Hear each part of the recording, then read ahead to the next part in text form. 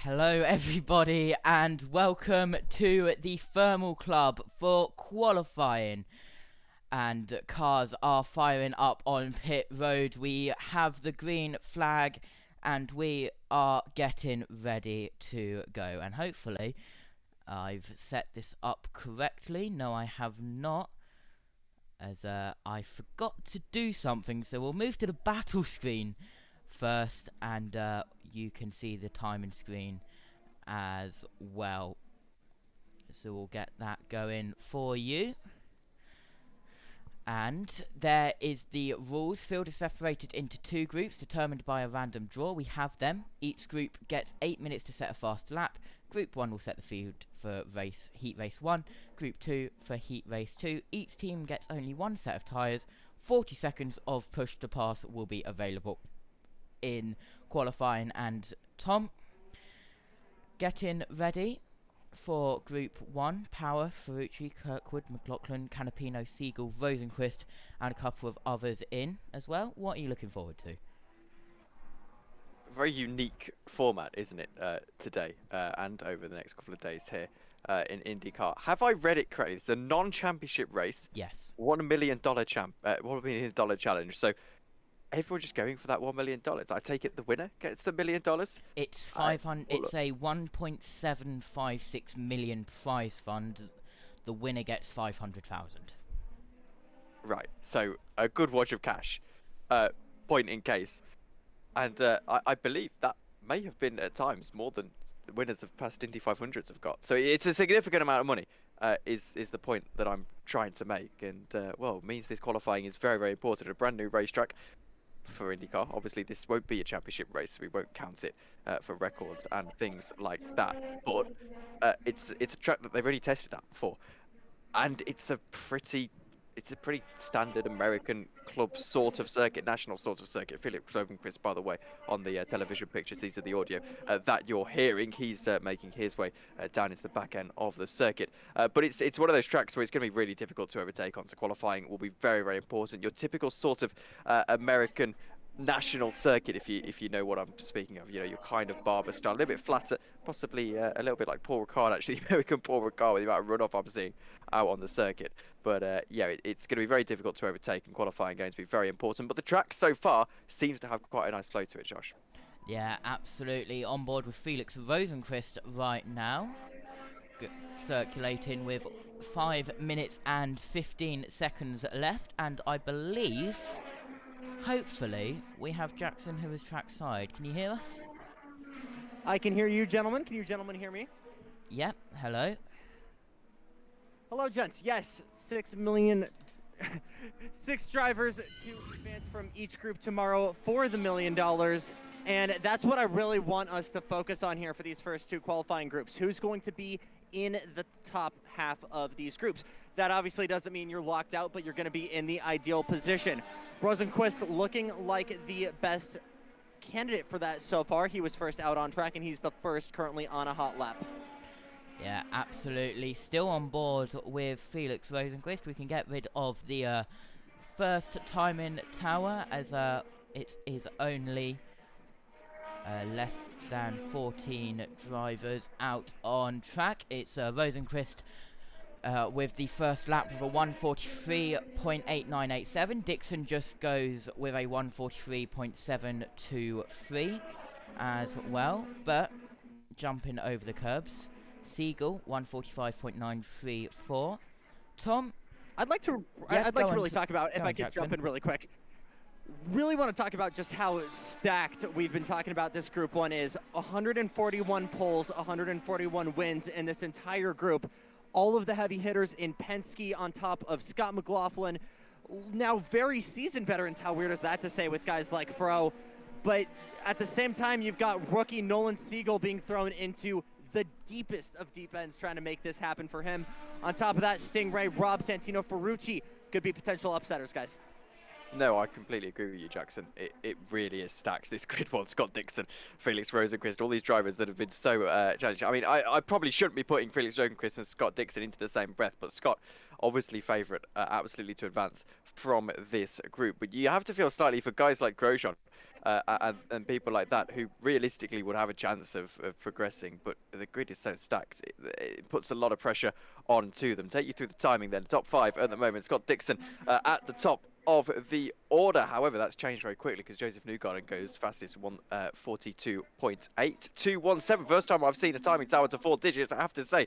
Scott Dixon second, Felix Rosenqvist, Will Power, and Scott McLaughlin, your top 5. So that is the encouraging lap times this early on in the session. Scott McLaughlin looks like he's going back to back, Josh, and he's going particularly quickly as well, all over the curbs through sector 1. Yeah, absolutely. Dixon, a 1:39.707 to the top, and I regret putting this hoodie on for this broadcast as it is getting very hot in this commentary box as well. But 2 minutes and 20 seconds remaining, and cars still circulating. Of course, guys, one of the main differences to this qualifying session is that they get pushed to pass 40 seconds of it as well. I will Hello, say that is go on, something. Sorry, Tom. Not something we've necessarily talked about. We've mentioned it with the drivers, but all it essentially is we've talked about how drivers run with boosted power, especially during qualifying. It's kind of the same method of that. It's just I get more power during qualifying, which is something we haven't really seen during the test sessions. And although we haven't really broken any of the the high 38s we've had during testing here, track's heated up a bit, I think we could start seeing that change as we see a couple more guys really get into it here. They do, and well, Christian Lundgaard is top of the order at the moment. He's got him back to the front now. Yeah, well, exactly. He's jumped up, so our timing on the television pictures are a little bit behind compared to the ones that are on the website. Felix Rosenqvist goes fastest. Just wanted to quickly say hello. I apologise for cutting you off there, Josh. Hello to Jess Games, who says, great to see you back in the box again, Tom. And hello, Josh T. Well, it's great to be here. Once again, Colton Herta gets a little bit crossed up as he goes through the double apex left-hander, and that means that this is going to be a difficult lap for him. Not too long to go, though. Josh just 53 seconds, and it's still Rosenqvist at the top. Yeah, absolutely. With a 1:38.583, what we do have to remember is that the results of the groups set the times and grid for the heat races, which are tomorrow as well. So in this group we have Newgarden, McLaughlin, Dixon, Power, Ferrucci, Siegel, VK Hurton, Kirkwood, Stingray Rob, Lundgaard, Rosenqvist, Grozen and Canapino.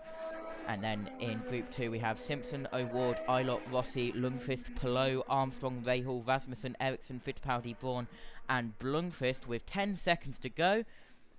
It's time for the big laps, and they've got to use their push to pass in a very smart way. As Canapino, Eyes on Will Power here, gentlemen, as he comes to this timing line. Let's see what he can do. Yep, Will Power. Let's hope we can pick him up on the TV pictures. We're on board with Colton Herta on his lap time right now. Keeping an eye on Power on the timing screen. The first one to cross the line. P6 with a 1:38.8056. Colton Herta getting a little bit loose there through the corner and is heading towards the alternate start-finish line around the circuit, but the checkered flag is out. It's everyone in the pits except Canapino, Kirkwood and Herta, so we'll have to keep an eye on them. Herta battling it through the circuit now. Really good speed carried through there.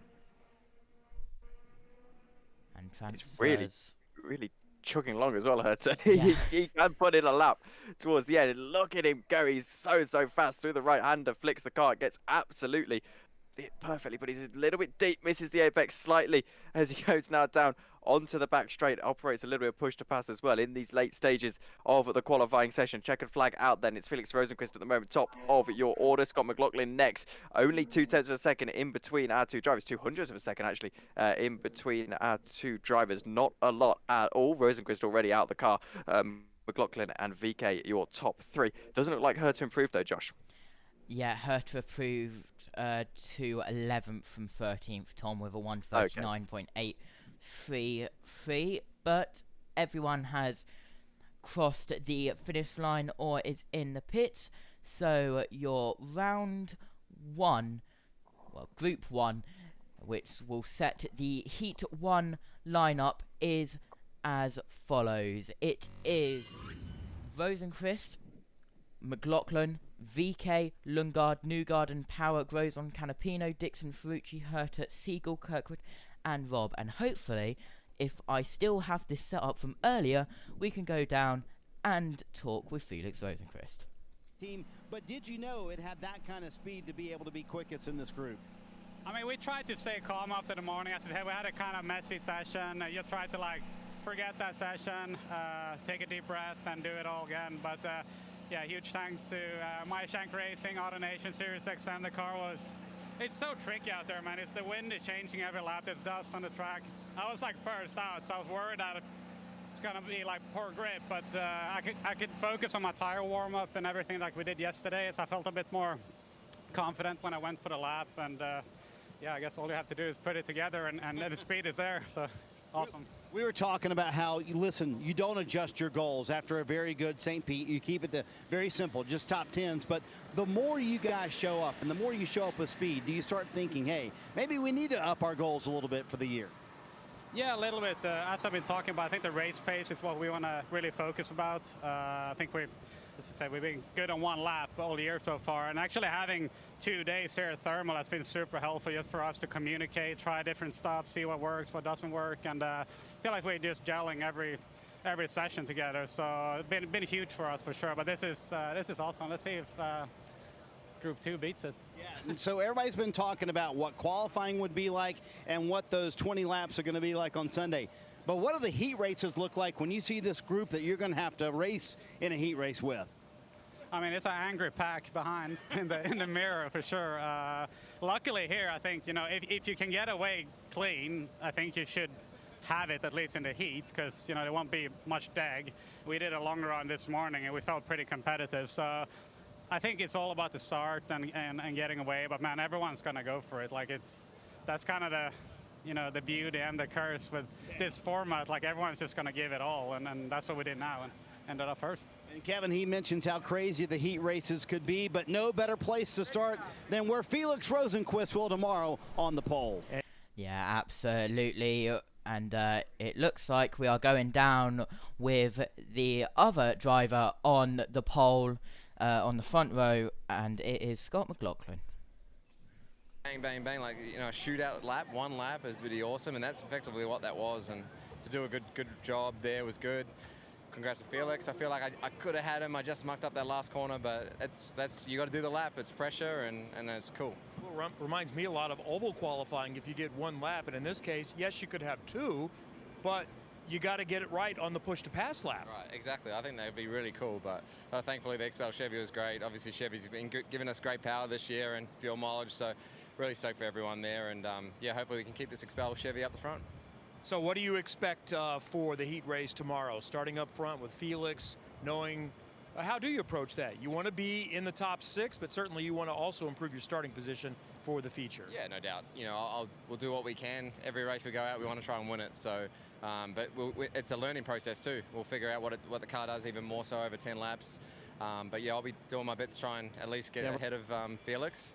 Yeah, it's gonna be interesting where we all sort of shake up at the end of 10 laps. Thank you. Scott McLaughlin starts second in the first heat tomorrow, Marty. Boy, Rinus VK continues just to show speed when it comes to fresh tires, certainly. But how different was that qualifying session to leave pit road and be on it right away? It's interesting. It's interesting.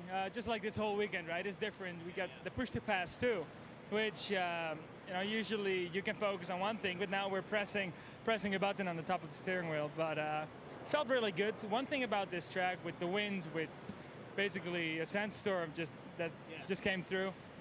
Every session, maybe every outing, the car felt different. I think we just kind of nailed it for the conditions the way they were. So a little bit surprised.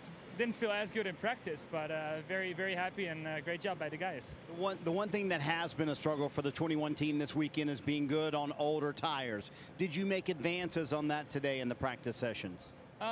We have been working a bit on that. I think what really is an important thing is making sure that we have traction, so we don't burn down all the rubber on power. And that's really what felt like my strength here in qualifying, is that I could get up the corner really well with that wheel spin. So yeah, happy. So what will be the biggest key if you're able to make the final 20 laps tomorrow? Will aggressiveness be the biggest key? Conservative? What will be the biggest key, you think, to winning? Staying on track. I think that's one thing. You only got to lead one lap, right? That's the last one. So first got to make it through to the All-Star race, and then to the $1 million challenge, and then we look further. But this starting position definitely makes tomorrow a bit easier to get in there. So if you're second, couple laps left, 500 grand on the line, you willing to move someone for the win? If I'm close enough, and I see a gap, I'll definitely go for it. Yeah. There you go. All right, Rinus VeeKay, terrific starting spot tomorrow for the first heat race, Kevin. Okay, coming back up to the box, guys. Yep, go ahead. You got to talk about how quickly Fro has managed to adapt with this new team. We can't call it pole because it's not, but already back-to-back front row starts for him. Scott McLaughlin already showing that he's still got the pace. Rinus VeeKay also there. But I'm loving the division of these. You've got team I've driven other stuff before here in the front row with Felix and Scott. Then team I really, really want to win again with VeeKay and Lundgaard. After that, it's the two Penskes, Joseph and Power. And then looking to get into the top six to move on to the final, it's going to be both of the Juncos guys in that row behind him, Grosjean and Canapino. Scott Dixon, what are you doing all the way back in ninth? And obviously some other guys really, really hoping for some better results tomorrow. Colton Herta, Kyle Kirkwood, Nolan Siegel, Stingray Robb, all looking to work their way into that top six spots. If I can interject, Josh. If yeah, you don't but mind. I was going to throw it down to you, and anyway, go on, Tom. Lovely. I was just going to interject. I think the thing here is how they were speaking about how you get effectively one push to pass lap, 40 seconds of push to pass, and correct me if I'm wrong on this, to use throughout the entirety of qualifying. That's you're only going to use that on one lap. There's no point using 20 seconds. You're going to use 40 seconds on one lap. That creates quite an interesting dynamic, because effectively what that gives you is a warm-up lap and a go lap. You know, your warm-up lap effectively becomes the bank lap, and then your go lap is your push to pass lap. And it looks to me like Scott Dixon maybe just didn't get that push to pass lap completely correct. And that shows as he falls down. And that's, I think, the beauty of these non-championship races, honestly. I know we don't do them very often in IndyCar, but you get to try out interesting formats like this. And I think that creates quite an interesting dynamic. I don't like it for potentially a championship race, but I think for something like this, where you want that grid to be mixed up slightly, that's quite fun. Yeah. No, 100%. And I think there's obviously some hate for the races that had to perish for this to happen. But to get the opportunity to do stuff like this, the last non-championships point, we haven't had a non-championships point race since Surfers Paradise in 2008. To go back and try this heat format, which we haven't done since Iowa in 2013, and to do it at a racetrack that is just so exclusive and has never held something like this, I think it's really, really cool. Yeah, and well, as we wait for Group 2, which will be Kiffin Simpson in the 4, Patrick Ward, Callum Eilert, Alexander Rossi, Niels Lundqvist, Alex Palou, Marcus Armstrong, Graham Rahal, Christian Rasmussen, Marcus Ericsson, Pietro Fittipaldi, Colin Braun, and Tom Blomqvist in the 66 car. But that grid for Group 1, Jackson, is very, very strong with lots of big names, and we've seen the graphic which was shown about the differences of the wins and poles. If I just grab it up, in Group 1 there was 142 wins and 142 poles shared. In Group 2 only 31 wins and 21 poles. You would be right with that, and I think it's just a matter of it is quite literally the luck of the draw. Thursday night we had a welcoming party here at Thermal, and literally just drawed the names out of a hat. Some drivers had certain mixed opinions on what group they were in, but I think, again, it's Thermal. We can do cool stuff like this, and I think it's just a lot of guys in this group who have been waiting for an opportunity to fully prove themselves, whether it's Alexander Rossi, who, while has put together solid seasons, has not quite had a championship run since 2018. Guys like Callum Ilott, who have been very, very unfortunate with the card they've been dealt in the politics of the sport and are now given a beautiful second chance here with McLaren. Same could be said about Pato O'Ward. Yeah. I think it's just a lot of unproven numbers in this group. I think you've got I don't think it's necessarily good drivers and bad drivers. Let's put it down to the fresher talent.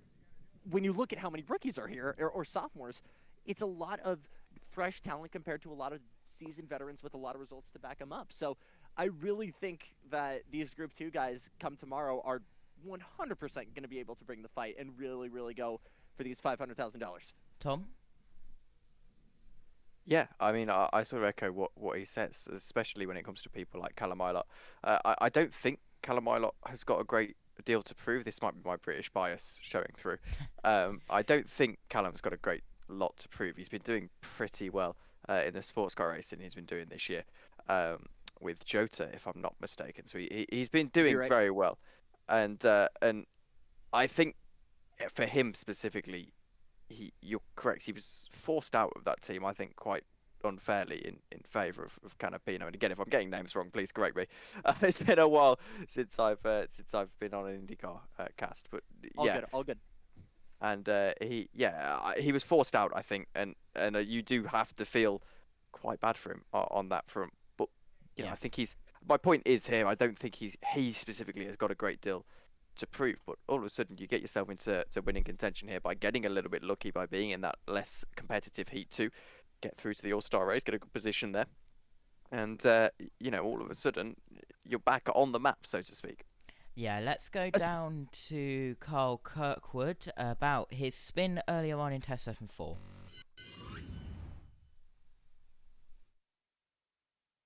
I think Colton and the guys drug some gravel and some dirt. I don't know who that was, but it just hindered our lap, and we kind of had to abort it, both of us.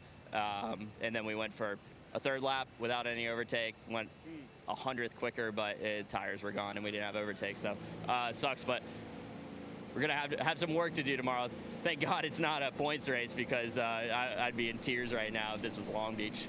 It's going to be fun, though, to watch Kyle Kirkwood tomorrow, because he's got nothing to lose tomorrow, Diff. So starts 13th. He's got to get in that top 6 if he wants to advance to the final race and race for.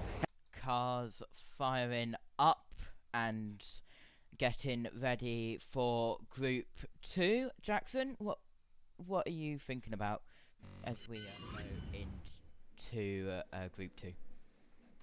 I'm thinking about the guys we were just talking about. Callum Ilott, 100%, a guy who's never driven at this track except for testing last year, who's gotten the opportunity to come here and has ran up front during these test sessions, has been the fastest of all 3 McLarens. I want to look at the other McLaren as well, the number 7 car, Alexander Rossi. Spoke to him at the end of last year, said, hey, what do you think we need to improve on the most? And he said, I've had the worst average qualifying in 23. I need to be better. He's also been consistently in the top 10 on these testing sessions, guys. Yep, green flag on the starter stand, and Group 2 is underway. Let's just remind you who is in this session. It's Simpson, Pato O'Ward, Eilert, Rossi, Lundqvist, Palou, Armstrong, Rahal, Rasmussen, Ericsson, Fittipaldi, Braun, and Tom Blomqvist. And I think we need to bring this up.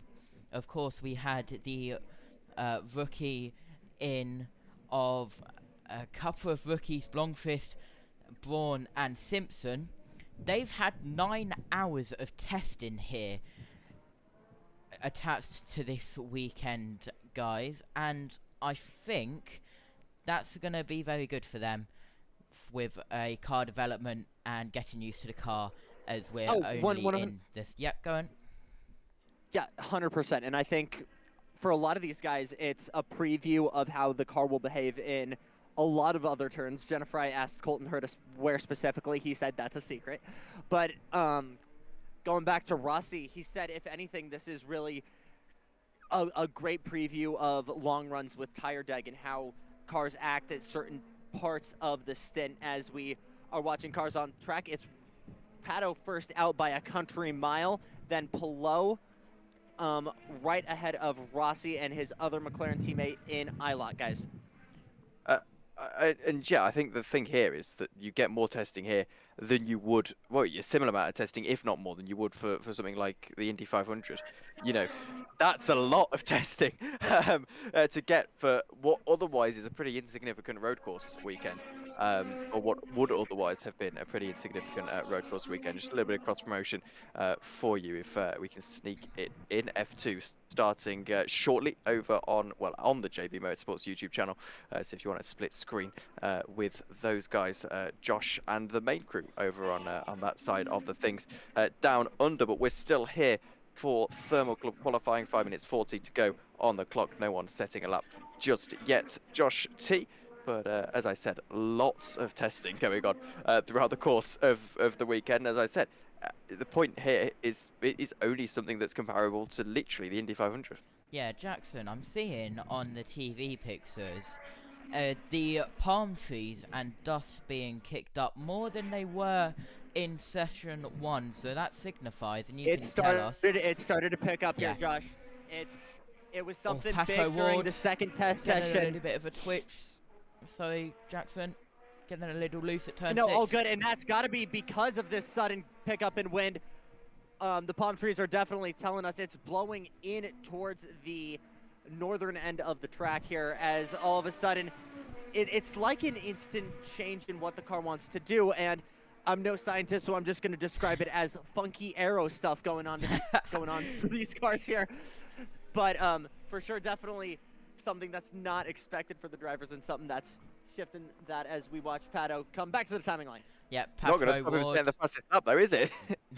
Going across with the first lap, it's a 1:42.422 with that mistake, and getting a little bit of a twitch there as well, going across the start-finish line. Ericsson goes across the alternate start-finish line, does a 1:47.0583. Banker lap, same for Armstrong, a 1:47.838. Hey, we were talking about O'Ward twitching. Whatever he's doing is working, because that's almost a 1.5 seconds quicker than any time that's been put up this week. Yep, gap currently 1.871. That's at O'Ward and Palou. They're not using any push to pass yet, because if you use it on one lap, then you can't use it on another lap. And if you make a mistake on that one lap, then if you have time to go again, you won't have any of that push to pass, as Christian Rasmussen in the 20 goes second with a 1:42.817. Palou in third, then it's the two McLarens of Rossi and Ilott. Ericsson, the lone Andretti in this group, he's currently in 6th. Oh, that bump in turn 8, getting Pato O'Ward once more for the second time in 2 laps. Yeah, that's something that's been consistently a problem here, Josh. I say a problem, it's been an intentional shortcut. These guys doing whatever they can. If it's almost this Middle Eastern Bahrain-esque track where the sand doesn't really bite you, and you're able to really, really go off here and run the curbs, and in this case, get airborne. Yep. Here comes Pato O'Ward across the alternate start-finish line, and it's the first good lap of the session. It's 1:39.4293. I saw a big kick of sand. I couldn't tell because it was in the distance if it was the wind or a car going off. There's no red flag yet, so I expect it was just a Everything big gust looks of all wind. good from here, Josh. Big flop. Palou up to second, Armstrong third, Ericsson fourth, Rasmussen stays in 5th, Graham Rahal up into 7th. Yep, with 2 minutes and 20 seconds on the board. Callum Ilott coming towards the alternate start-finish line, currently 8th. Does he improve? Yep, up to the top. To the top! 1:39.2575. A good lap from Callum Ilott. He's a proper driver, Callum Eilert. He was in F2, and nice to see him being able to stretch his muscles, albeit in a slightly weakened IndyCar grid, but he's still faster than his McLaren teammates, Pato O'Ward and Alexander Rossi, and it takes a lot to be faster than Alex Rossi, who, albeit is, look at the wind. I appreciate we're at radio, but the wind sweeping the sand across the track from driver's left to driver's right, and that is going to be having some kind of markable effect as well. Jackson's there, he's found trouble. Yep, and there's a red flag. What's happened, It's a Jackson? big puff of smoke. I'm looking for where Ericsson it is. around It's into Marcus the wall. Ericsson. Turn We've been talking 8. about this issue right here. I want to say that's turn 8 specifically. Yes, it is. Josh. Turn 8. This is exactly where Kirkwood went off earlier, a part of the track that's tricky just because of how the surface changes between these two kind of national and international circuits. Again, the interchangeability, the Paul Ricard-esque changeability of these two tracks. Reporting to the scene right now, as that was a proper spin. It didn't look too bad. It just almost looked like he ran too much curb up there and just backed it into the tire barrier. We've got a replay here. I'll sort of try and talk you through it. So he was going onto the inside of the corner. No, he's actually bottomed out. So he's gone into the corner, possibly carried a little bit too much speed, possibly hit a bump. And honestly, I need to see it on board. Yeah, I need to see it on board because I don't think he has just bottomed out. I don't think he's done much wrong in that situation. The track surface just being a little bit unpredictable, and you can't really judge Marcus Ericsson for that. Watching it again, goes into the corner, doesn't really go deep. He's on the racing line, possibly turns in a little bit. Even then, no, he doesn't turn in particularly early at all, and the car just spins around on him. For me, that is nothing of Marcus Ericsson's fault, and that's the sort of bump that needs to be addressed. That's horrendous. It's the same bump which caused Pato O'Ward problems earlier in this session, getting him a little bit loose. But Marcus Ericsson getting on that bump, spinning it around and into the wall with 1 minute and 19. That's less than 2 minutes. We don't have time for a lap without laps, but the regulations say if the red flag comes out with 2 minutes left, each car gets one more lap. That's quite American, that actually. And I will add on this. I would like to remind you, gentlemen, that the start-finish line is moved for qualifying. Yeah. We call it the timing line. Been moved right before that penultimate corner, turn 16, where you might see the other pit lane-looking area, the first big straightaway going into turn 16. Yeah. So the real question I would ask then is, how much extra juice do these guys have left? Do we have any push to pass to play with?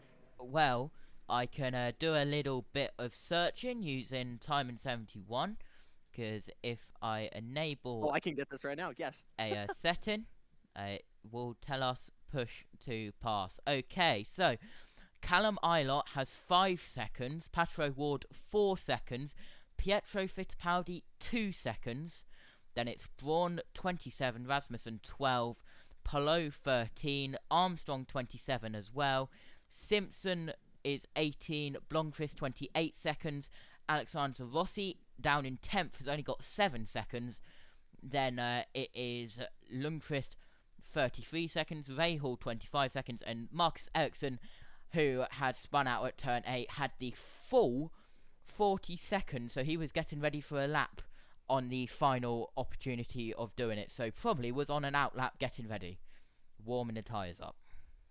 So if anyone's got a chance, then it'll be Tom Blomqvist, Graham Rahal, Marcus Ericsson, and Linus Lundqvist all kind of looking in. Colin Braun in 4th right now.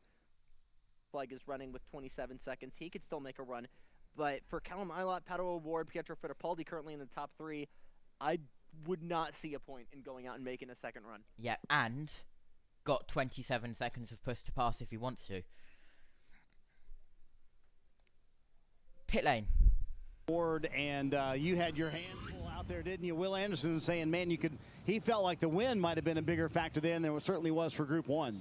I think so. This track is very sensitive to heat, wind, and I was getting really gusty, especially there in the back over by the S's. There was a lot of sand on track. You can see from the rooster tails coming out of the cars. And as it was for us, it was just, I mean, it wasn't the most perfect lap for me, but I could never get the car to set. It was always it was always wanting to go the opposite direction of where I wanted to go. So it was a bit of a fight out there, but it seems like we're not the only ones. I think a lot of guys are struggling with it, and it's just really, really gusty, and it just feels icy out there. Do you ever remember a weekend like this where it's been literally different run to run all the time?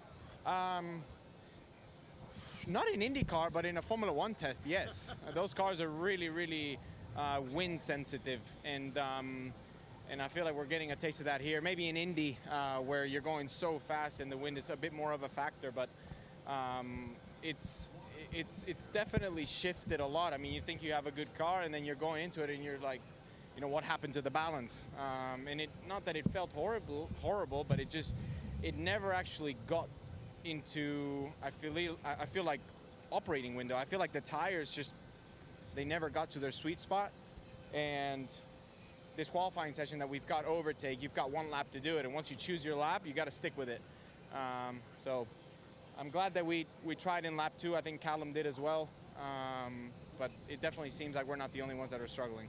If it sticks like this, you'll be in the advantageous position of starting on the front row for your heat tomorrow in heat number 2. But give us a preview of what those heat races might be like and the aggression level you expect, hopefully, behind you. Yeah, people will get aggressive to try and get into the big show. I know the top 6 is the cutoff, so it might look like some Supercross LCQ races. I think that's what you're going to be seeing tomorrow. All right, Diff, what would a Supercross LCQ race look like? I'll tell you what Supercross LCQ races look like. Chaos and excellence at the end with every... As we come back up to the main commentary box, Pato O'Ward there. We are having a look at Pietro Fittipaldi getting some traffic there of Linus Lundqvist. Theory proven then by Pato. I got 40 seconds. I'm gonna put it all in one lap. So the question is then, what happened to the guys with half of it? Oh, I'm answering my own questions here because Cullen Braun and gang were probably on the push lap and the red came out. Yeah, so they saved all that push to pass there. But getting ready, Graham Rahal on pit road. Looks like he's wanting to go back out. Update for you, Josh. Go then. Looks like the 28 Andretti just got put on the wrecker. It's been tarped over. Just now started moving from it. I would say probably another 2-3 minutes before the track is considered fully clear. Jackson. Tom, any thoughts before going into the final part and getting ready? Well, it's going to be a crucial final lap, and I don't necessarily think it's going to be one of those. There it is on the TV picks. Yeah, so the car being moved out of the barriers, no significant barrier repair either. My one thought actually is on the nature of the track. That bump, I'm all for tracks with bumps, and obviously Monaco's got the famous bump and things like that. Yeah. However, that bump seems dangerous enough to need addressing because, for my liking, Marcus Ericsson didn't do anything wrong there. You can't predict that, even if you know that bump is there. The bump is on the apex of the corner. I do feel for Marcus Ericsson there because, as I said, there's nothing that he's done wrong there. And I think if we are to come back to this track, that bump needs sorting. It caught out Kyle Kirkwood. It almost caught out Pato there. And yes, it just did bite Marcus Ericsson. Another turn here where cars are quite literally flying. Again, we've talked about this penultimate corner here, this long right-hander. Just like another racetrack, Sebring with a long right-hander. That's turn 17 with arguably the same number of bumps. The only difference is Sebring is meant for, higher up GTs and sports cars. We're out here in low-slung open-wheelers. And the thing about Sebring as well is it doesn't have any particularly dangerous bumps, if you know what I mean. The track surface, I would say, is more rough. They always say it's bumpy, but I would actually argue it's more rough than bumpy in the sense that you don't have any, to my knowledge anyway, from having driven obviously laser scans of it on the sim and seeing races around Sebring, you don't have any significant bumps on the apex of corners that are going to be upsetting cars and sending them off of the circuit. you've got a lot of roughness to the track. Smaller, less significant Green. bumps that are going to upset the cars as we go back to green. They're going to upset the cars, but aren't going to send you, bottoming out and spewing off into the distance. And I Yeah. think 100% there, Tom. But I think it's also specific on how cars and their dampers are set up. Yeah, Over to you, Josh. Yep, green flag on the starter stand, and we are back going. Each team will have one flying lap, and out on track is Colin Braun, Alex Palou, Marcus Armstrong, Kiffin Simpson, Tom Blomqvist, Alexander Rossi, Linus Lundqvist, Graham Rahal, Fittipaldi. The only two in the pit is the top two of Callum Ilott and Pato O'Ward. So, one lap to make it count. Keep an eye on Piazza Fittipaldi. Only 2 seconds of push to pass, so I don't think he'll be able to improve because he used 38 seconds, presumably, on his lap to get him up to 3rd place. And That's look at all that interesting. dust. Do we get a white flag here? Does the white flag come out at 0 second? No white flag. It should just be checkered.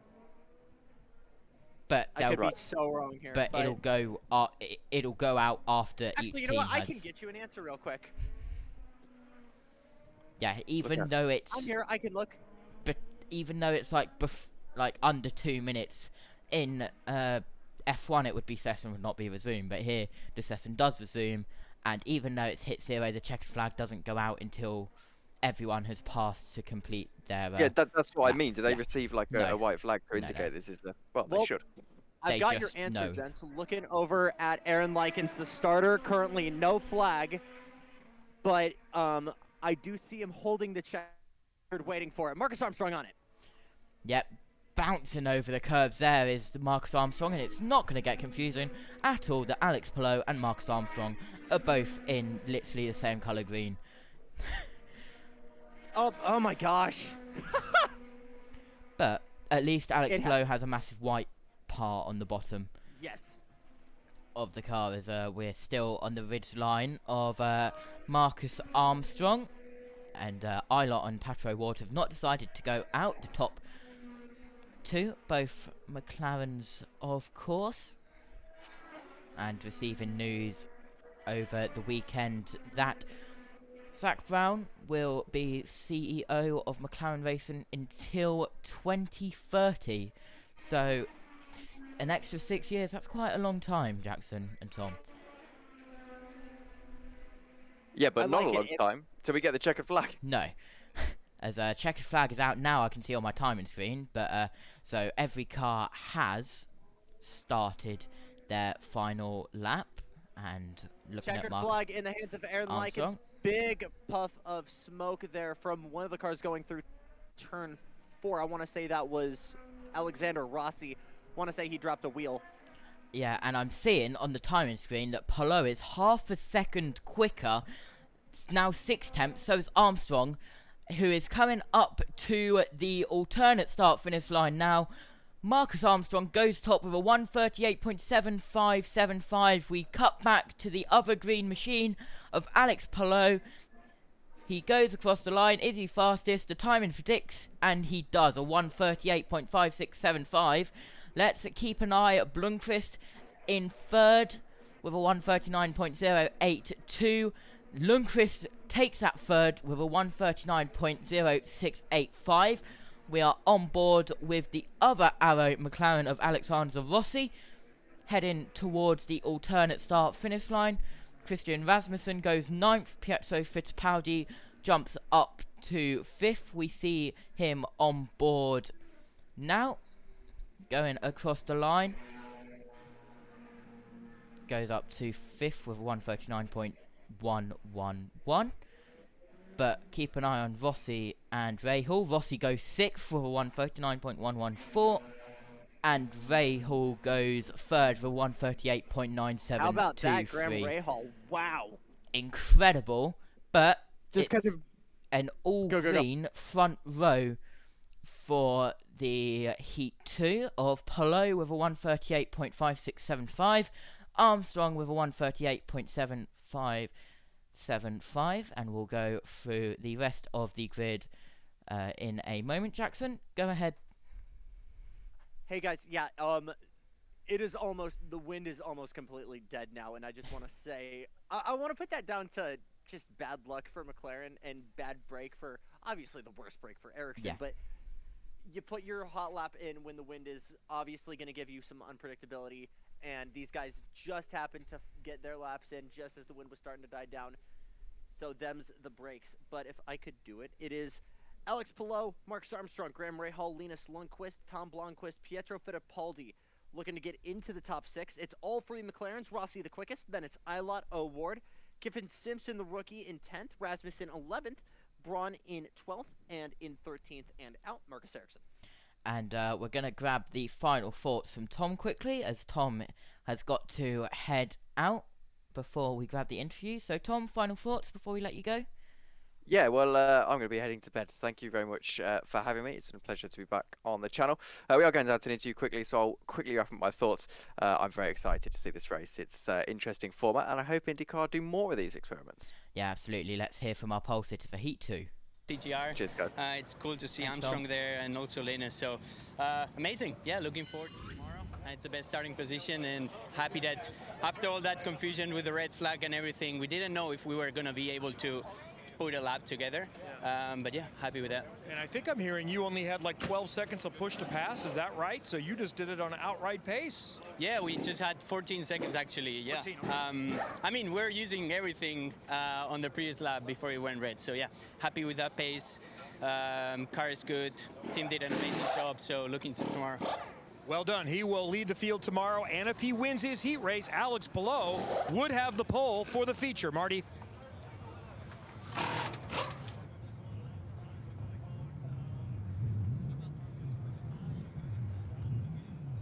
We've got a Marty? little technical hiccup there. We could hear Marty in the background. I think he's got an audio issue.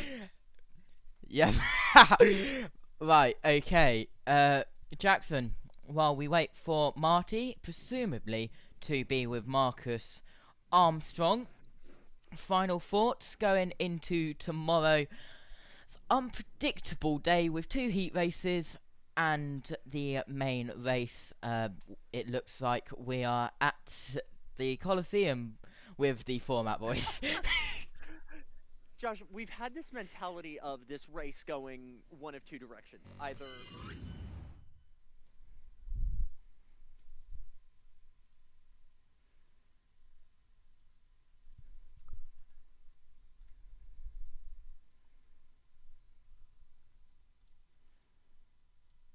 Yeah, absolutely.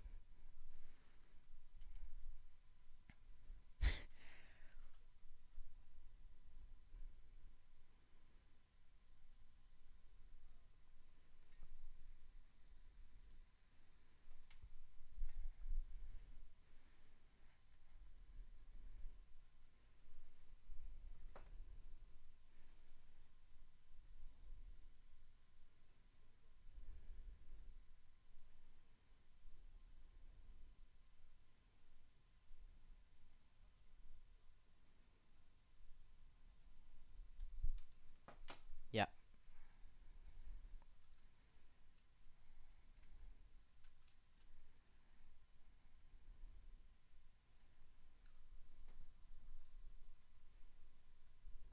Yeah, absolutely. Let's go down to Rahal.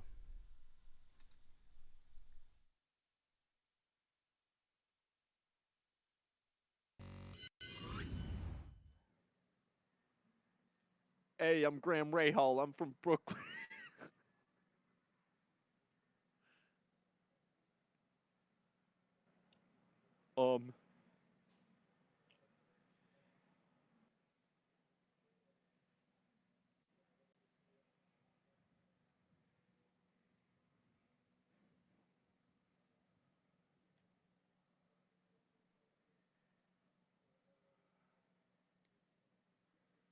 This isn't working.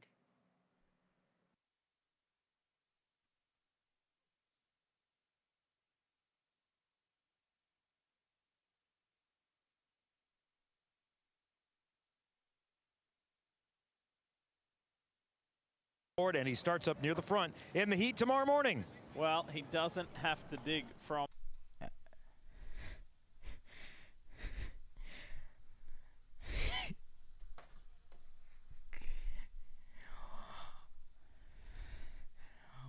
Well. What do I say, man? Long live the scuff. Well, NBC's tech issues screwed us over as well yes. on our side, messing with our systems as well. INDYCAR qualifying is done. Right now on the JB Motorsports channel, we have the Formula 2 feature race. Thank you for watching us, and if I quickly grab the motorsport schedule up, I can tell you the times for the remainder of the night here. You should totally come hang Australia. out with us at 9 a.m. tomorrow, 9 a.m. Pacific. Which is, and let's not click on April, let's click on March. Going in, so right now is the F2 feature race, and then at 3:15, 3:15 a.m. GMT, you can join us for the Australian Grand Prix. MotoGP warm-up at 9:40. Moto3 at 11, Moto2 at 12:15, and then MotoGP Grand Prix lights out at 2 p.m. Then you can join us at 4:30, around 4:30 p.m. for the Thermal Club Challenge. We need to confirm those times, which Jackson has just said is 9 a.m. Pacific. Yes, sir. And then NASCAR at 7:30 p.m. So, Jackson, thank you. Of course. Thanks and to if I can close Tom. this out really quickly. Yep. There are 3 things. I've learned that there are 3 things guaranteed in life tonight, and that is death, taxes, and Polo getting on pole somehow, some way. For Josh, I'm Jackson Lambros. Good night from Thermal. Go watch F2.